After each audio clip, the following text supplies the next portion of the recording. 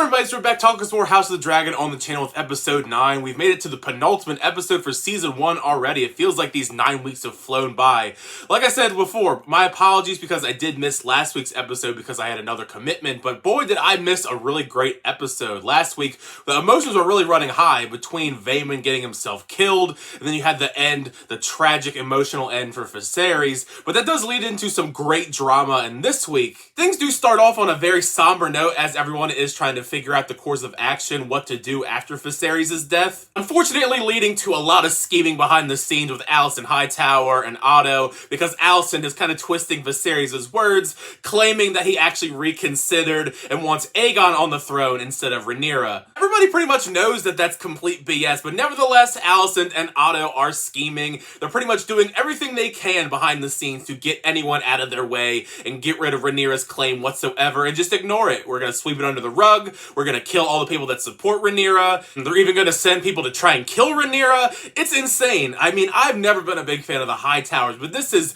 disgraceful to the highest order, which isn't that surprising coming from this family, but still, I gotta give it to the one guy that tried to step up and claim this is a bunch of BS, even if freaking Criston Cole kills him in cold blood. I hate Criston Cole. I've hated him for so many weeks now, and he still gets in no trouble, which I get, but I hate this man. One of the more funny and messed up things about all of this is the fact that Aegon doesn't even want to be king at all. He's off doing his own thing, has no interest at all, but we're gonna send all these different people to try and track him down. That's pretty much the chunk of this episode. The large chunk of it is just trying to figure out where the hell Aegon is. The Cargill twins are looking for him, Aemon's looking for him, Criston Cole, even Otto's out there, and that's how we get a run-in with Mysaria. Which leads to stumbling upon some pretty weird stuff in the world of Game of Thrones. I was not expecting to see a kid version of a Fight Club unfolding. It's not the weirdest thing. I still think the weirdest thing of all of this episode probably is Larys and his foot fetish when Alicent Hightower pulls out the grippers and we just have this weird conversation where he gives info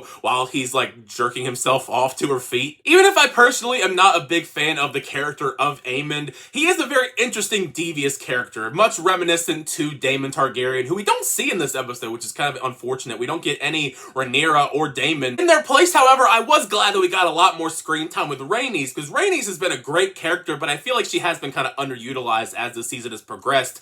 And I gotta give it to Alicent. She is trying her hardest to spin the wheels on Rhaenys and kind of try her best to get her on the side of Team Green, but Rhaenys isn't all about that life. It's also just kind of messed up for Alicent to lock her away and not give her all the details until she makes a decision, but I do gotta give it to Rhaenys. I think she had the best burn of the entire episode when she gives Alicent the business. Throwing a lot of shade at Alicent here, talking about how you desire not to be free, but to make a window in the wall of your prison, which I think that's a pretty sick burn. Alicent Hightower has not been a great character, at least in my opinion so far, and her power hungriness and eagerness to get one of her kids on the throne instead of Rhaenyra has made her a character that I dislike even more. I mean, sure, it was nice to see her finally a little bit stick up for herself when she's arguing with her father, but that's not enough for me to like her at all and her aspirations of power. Inevitably, they do track down Aegon, and even though I don't like Aegon that much either, I do feel for him a little bit because he does understand the fact that, first of all, he doesn't even want to be king. So the fact that his mother is making him be king and Otto is also making him king as well,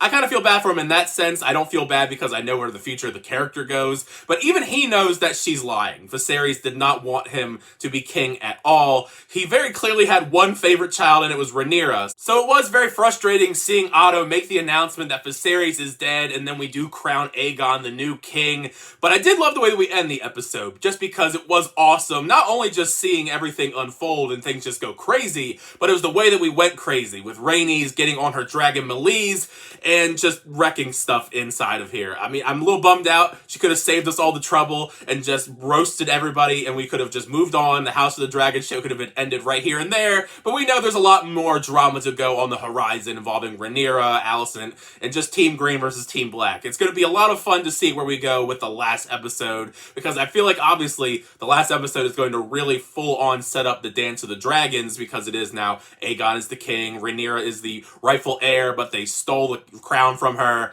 It was a good episode. It was definitely an interesting end for this. not as good as the episode 9s from a lot of the other Game of Thrones world stuff, but still a very good episode, which has me excited for the finale. But now you've heard my thoughts on the penultimate episode for season 1 of House of the Dragon. Make sure you share your thoughts down below. What did you think of episode 9? Did you like the episode? Did you not like the episode? How are we feeling going into the finale? You think it's going to be a great epic finale? Because usually, at least in my experience with Game of Thrones, the episode 9s are pretty amazing, but usually the finales are pretty good too.